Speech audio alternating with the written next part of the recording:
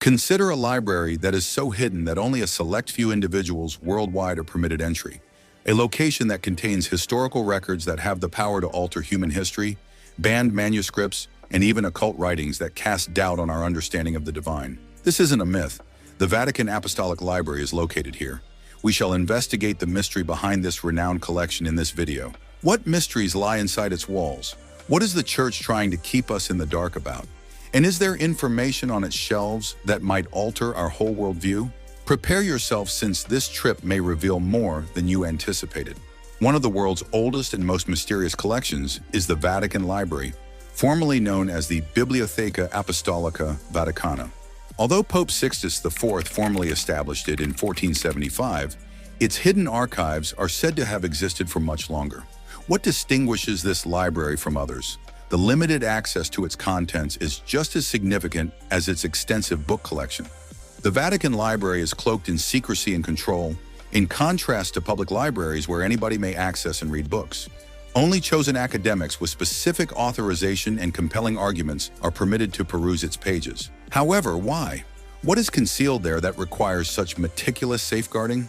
The Vatican Apostolic Library is more than simply books, encyclopedias, and historical documents. Manuscripts that contradict accepted wisdom may be found among its shelves and hidden passageways. Because the Catholic Church itself deemed these works to be so dangerous and subversive, they have been kept out of the public sight for centuries. These prohibited manuscripts don't fall into any typical book categorization. They upend established hierarchies of power and change how we see religion, history, and even what faith means. In addition to being censored, they were purposefully kept out of reach, concealed in locked shelves and vaults, and awaited the day when mankind would be prepared to confront them. The Gospel of Judas, a manuscript discovered in an area of Egypt in 1978, is perhaps the most well-known of these writings. The storyline of this gospel, which dates to the 2nd century, differs greatly from that of the canonical Gospels. It differs from the conventional biblical portrayal of Judas Iscariot as the traitor. Rather, he is Jesus' closest follower and the only one who fully comprehended the Master's purpose. According to the Gospel of Judas, Jesus told Judas that his treachery was necessary because he had to be turned over to the Romans in order to achieve the purpose of his earthly mission. Judas is seen as the heavenly tool that permits Jesus' spiritual ascent rather than as a traitor. As a result, this gospel challenges the core Christian storyline and presents a fundamentally different interpretation of how the Church in conventional history interpret Jesus' connection with Judas. Because of this, the Church mostly disapproved of it and classified it as a Gnostic work. The Gospel of Judas reveals a fundamental truth, but it would have a disastrous effect on Orthodox Christianity, which may be why it was left out. In the early 14th century, the Knights Templar, a military order that rose to prominence in the Middle Ages, were charged with heresy. The organization was broken up, its members tortured, and they were executed at the stake during the reign of King Philip IV of France. However, the Church kept its secret archives' destiny a secret from the public. Numerous papers were confiscated and delivered straight to the Vatican during the Templar prosecution. The Vatican Library had extensive documents pertaining to the Holy Grail, alchemical procedures, and even the order's covert rites. Over the decades, these papers have been kept under lock and key and never made public because they were deemed so dangerous and mysterious.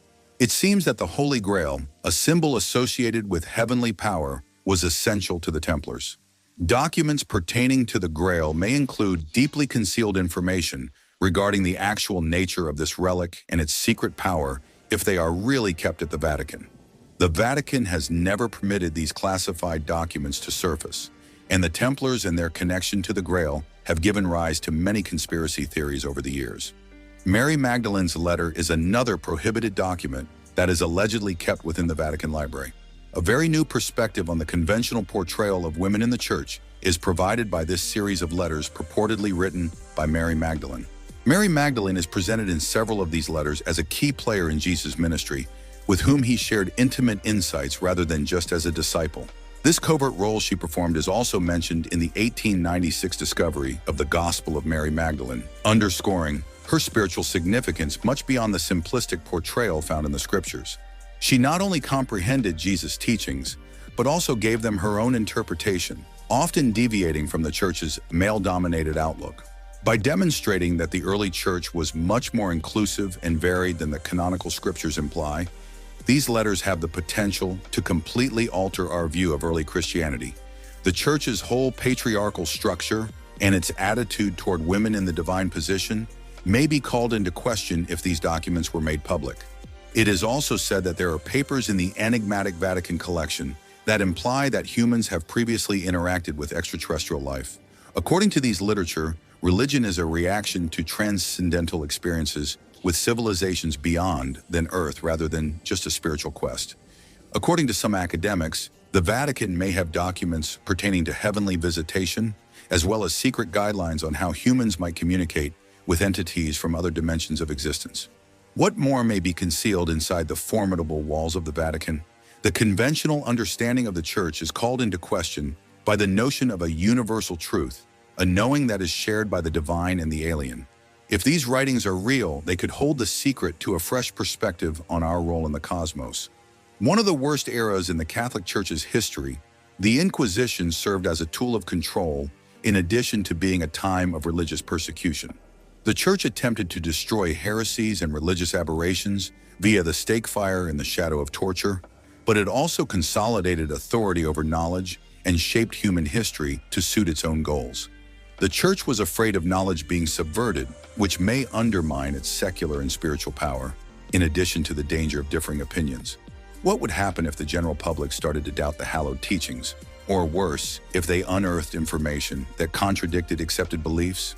One of the Church's primary tools was the manipulation of facts, and the Vatican Library, with its long-standing secrets, was and still a stronghold of information control. Many manuscripts and ancient books were destroyed during the centuries of the Inquisition, but the most pernicious loss was that which was lost to the shadows of history, texts that contained knowledge of ancient cultures, ancestral wisdom, and philosophies that offered an alternative vision to the one the Church aimed to advance. The writings of Aristotle, Plato, and Hellenistic philosophers, who had a more logical view of the universe and spirituality, were among the most famous. One of the primary objectives of the Church was Hermeticism, an esoteric tradition that originated in ancient Egypt.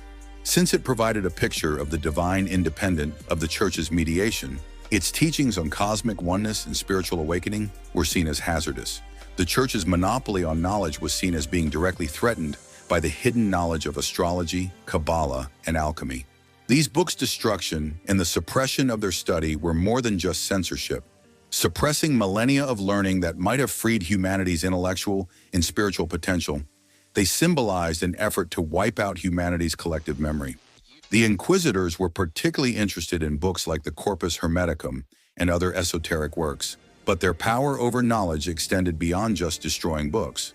Additionally, it was a fight to guarantee that only the official accounts of religion and history persisted, a struggle for the supremacy of truth. Is a lot of what we now know about history and religion meticulously edited? What are your thoughts? How is it constructed so that no one can view these papers if they really exist? One of the most stringent security measures in the world is in place at the Vatican Library. The secret archives are secured around the clock, and there are restricted regions that only a select few may access. Despite having access, some researchers claim they are unable to even touch the papers. Among other things, they must do their coursework using screens or digital copies chosen by the Vatican. Any academic who attempts to reveal private information faces a permanent ban from the library. What precisely are they concealing? Share your opinion on this in the comments section below. I appreciate you watching.